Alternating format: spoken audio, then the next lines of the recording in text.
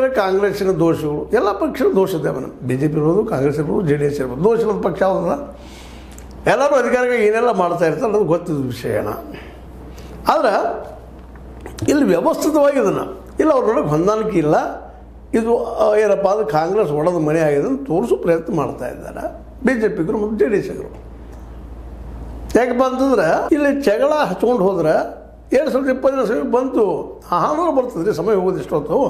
ಇವು ಯಾವುದೇ ಪ್ರಗತಿ ಆಗಲಿಲ್ಲಪ್ಪ ಅಂದ್ರೆ ಸಹಜವಾಗಿ ನಾಳೆ ಇಲ್ಲಪ್ಪ ಅವ್ರು ಜಗಳವ್ರ ಪಕ್ಷ ಅನ್ನೋದು ಅಂದರೆ ಏನಪ್ಪ ಅವರೇನೋ ಒಂದು ಪ್ರಚಾರ ಮಾಡ್ತಾ ಇದ್ದಾರೆ.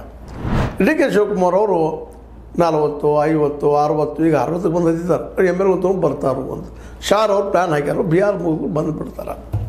ಇದು ದೊಡ್ಡ ಪ್ರಚಾರ ನಡೆದ್ರೆ ಇದು ಎಲ್ಲರೂ ಅಂದರೆ ಈಗ ಆಗ್ಬೋದು ಅಲ್ಲ. ಒಂದು ಸಣ್ಣ ನಮ್ಮಲ್ಲೇ ತರ್ಕಿಲ್ಲ ಅಂದರೆ ಹೇಗ್ರಿ 50-55 ಜನ ಎಮ್ ಎಲ್ ಎಗಳನ್ನು ಡಿ ಕೆ ಶಿವರು ತೊಗೊಂಡು ಹೋಗ್ತಾರೆ ಅಂದ್ರೆ ಅವ್ರು ಪ್ಯಾಲೇಸ್ ಹೋಗಿ ಮಾರ್ಕೆಟ್ ಇದೀವ ಸಕ್ಕರೆ ಗೊಂಬೆ ತೊಗೊಂಡು ಹೋಗ್ತಾರೆ ಬಿಡಪ್ಪ ಮಾರ್ತಾರೆ ಅಂತೇಳಿ ಒಮ್ಮೆಗೆ ಹೋಗ್ತಾರೆ ಯಾರಾದರೂ.